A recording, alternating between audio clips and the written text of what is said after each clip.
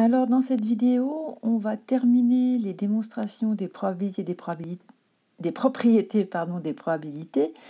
Donc, il nous reste à montrer la probabilité de l'événement A inter l'événement B, la probabilité de l'événement A ou B, la probabilité de l'événement contraire de A ou l'événement contraire de B, et la probabilité de l'événement contraire de A et l'événement contraire de B. Donc je vous rappelle, on utilise les axiomes de Kolmogorov et en particulier, on cherche toujours à trouver des événements incompatibles, puisque on sait que si A et B sont incompatibles, donc ça veut dire que A et B sont incompatibles.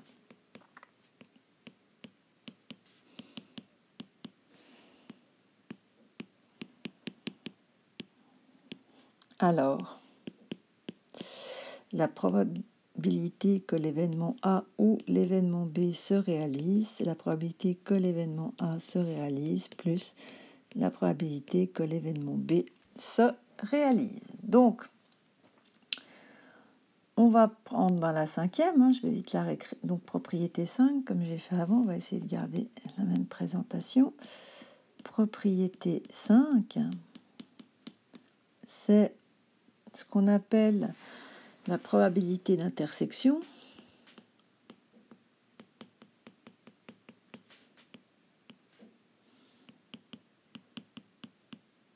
Et on veut montrer, je vais quand même le réécrire, que la probabilité de A inter B, c'est la probabilité de B moins,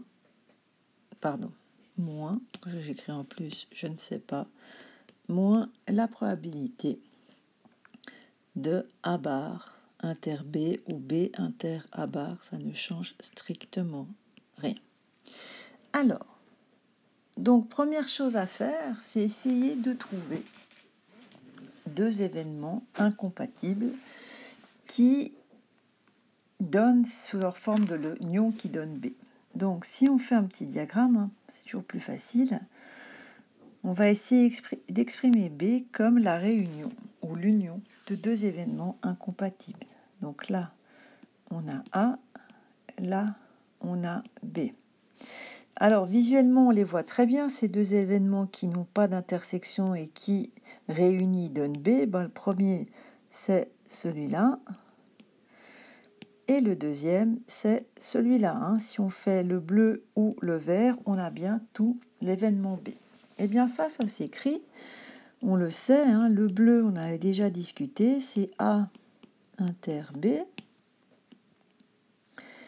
Et le vert, c'est tout ce qui appartient à B, mais pas à A. Donc c'est B inter B bar. D'accord ? Et on sait que ces deux événements sont incompatibles parce que si on essaye de faire l'intersection, eh bien c'est évident que c'est égal à l'ensemble vide. D'accord ? Donc ces deux événements sont incompatibles. Donc s'ils sont incompatibles, on peut utiliser dessus l'axiome 3 de Kolmogorov, qui va nous dire que la probabilité de A inter B, A inter B, union B inter A bar, eh bien, ça va être égal, attendez, alors je vais juste effacer ça, on écrira plus loin, c'est égal à la probabilité de A inter B plus la probabilité de A bar inter B. Donc ça, c'est l'axiome 3. Et maintenant, eh bien, on sait que tout ça, c'est en fait B.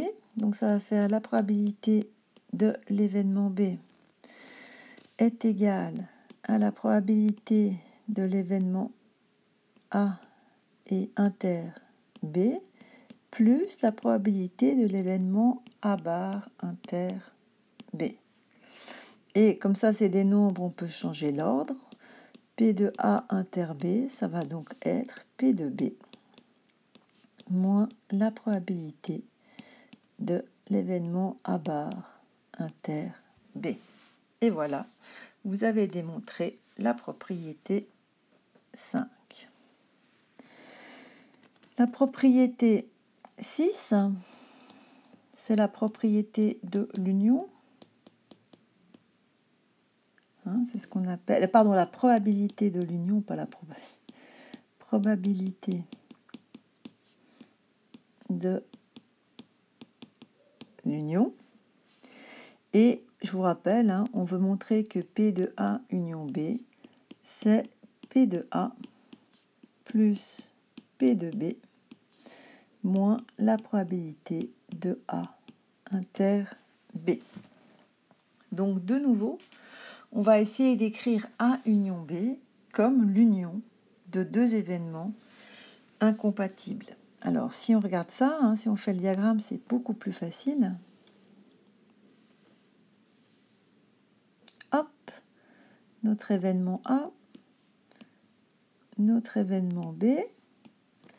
Et bien on remarque que A union B, c'est tout ce qui appartient à A ou à B. Eh bien on peut dire que c'est l'événement A et il faut juste rajouter cette petite partie. Et les deux événements que j'ai dessinés en bleu et en vert sont incompatibles parce qu'ils n'ont pas d'intersection commune. Donc maintenant, il suffit de les écrire. Donc A union B, je vais pouvoir l'écrire comme A. Donc ça, c'est ce que j'ai dessiné en bleu. Union, et maintenant c'est déjà la deuxième fois qu'on le voit, on sait que ce qui est en vert, c'est B inter, le complémentaire ou l'événement contraire de A. Donc, A et B inter A bar sont incompatibles car leur intersection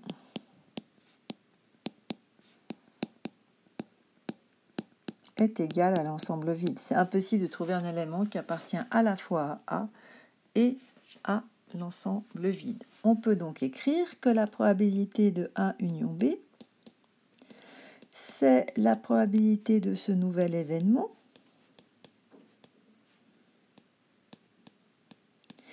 et par l'axiome 3 et parce que les deux événements sont incompatibles, on peut écrire que c'est P de A plus P de B inter A bar. Et on venait de montrer à la propriété 5 que la probabilité de l'événement A inter B, c'est égal à la probabilité de B moins la probabilité de B inter A bar. Donc ce que je vais faire moi, je vais remplacer simplement la probabilité de B inter A bar par P de B moins la probabilité de A inter B bar. La propriété 5, vous l'avez ici. Voilà. Elle est où écrite? Elle est ici. Enfin, je vais mettre une petite flèche, elle est là. Donc simplement, je vais sortir de cette formule. P de A bar inter B, c'est la même chose que le B inter A bar, c'est exactement le même événement. Eh bien, vous passez ce terme-là à gauche et ça vous donne P de B moins P de A inter B. Donc, je vais simplement remplacer cet événement A bar inter B, cette probabilité, par la différence des deux autres probabilités. Donc, chez nous, ça va donner la probabilité de A plus la probabilité de B moins la probabilité de A inter B. Et vous venez de montrer la propriété 6. Il nous en reste encore 2. Hop. Alors, la propriété 7.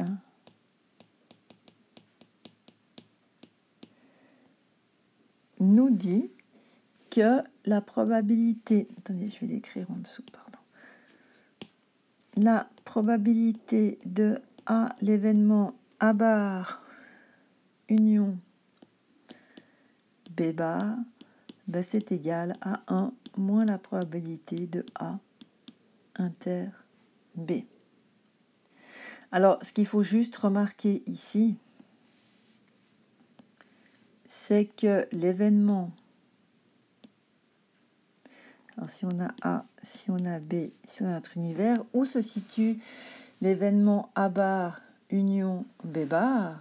Eh bien, si je le dessine, ça va être en fait tous les événements qui n'appartiennent pas à A. Donc ça, c'est A bar, ce que je suis en train de dessiner en bleu. Donc l'assuré, ça c'est A bar.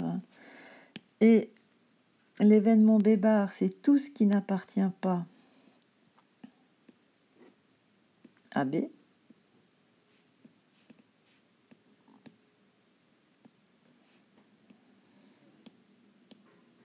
D'accord? Et on voit bien que la seule part... Donc attendez, je vais quand même vous écrire ici que ça, c'est B bar. Donc si vous faites A bar union B bar, ben, ça sera tout sauf ici A inter B. C'est la seule partie qui n'est pas remplie. Donc ce qu'il faut voir, c'est que A bar union B bar, c'est en fait le complémentaire ou l'événement contraire de A inter B. Donc, on peut donc écrire que la probabilité de A bar union B bar, c'est la probabilité de A inter B événement contraire. Et on a vu dans la propriété 2 que la propriété d'un événement contraire, c'est 1 moins la probabilité de l'événement. Ça, c'est grâce à la propriété 2. Voilà, et c'est déjà fait. Et pour la dernière propriété, qui vous dit que, donc c'est la numéro 8 chez moi, propriété 8, celle-ci vous dit que la probabilité de l'événement A bar inter B bar, c'est égal à 1 moins la probabilité de A union B. Et à nouveau, il suffit de faire un diagramme de Venn avec nos événements. Hop, là on a A, là on a B.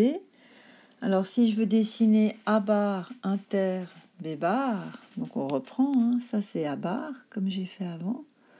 Tous les événements qui n'appartiennent pas à A. Donc ça, c'est A bar. B bar, ça va être tous les événements qui n'appartiennent pas à B. Voilà, ça c'est B bar. Donc si vous faites A bar inter B bar, ben, vous vous rendez compte que c'est tout ce qui est à l'extérieur de A union B. Je peux vous mettre le tour en rouge. Donc ce que je mets en rouge ici, c'est en fait A bar inter B bar. Donc tout ce qui est limité par le rouge, c'est A bar inter B bar. Et on voit assez facilement sur le dessin que A bar inter B bar, ben, c'est tout ce qui n'est ni dans A ou dans B. Donc c'est l'événement contraire de A union B. Donc quand on passe aux probabilités, eh bien ça va faire la probabilité de l'événement contraire de A union B. Et par la propriété 2 qu'on a déjà montré, c'est 1 moins la probabilité de A union B. Donc ça, c'est avec la propriété 2. Voilà. Alors avec ça, j'ai démontré toutes les propriétés qui vous étaient proposées. Alors il est bien clair qu'à l'oral, vous n'avez pas le temps de toutes les faire. Donc choisissez-les intelligemment et surtout si vous prenez la probabilité de A union B, il faut aussi prendre l'autre, la probabilité de A inter B pour pouvoir tout écrire. Voilà. Eh bien, vous avez fait tout... En fait, ce que je voulais vous dire, c'est que sans les avoir démontrés, en fait, vous avez réussi à utiliser ça de manière logique, en fait, dans les exercices. Voilà.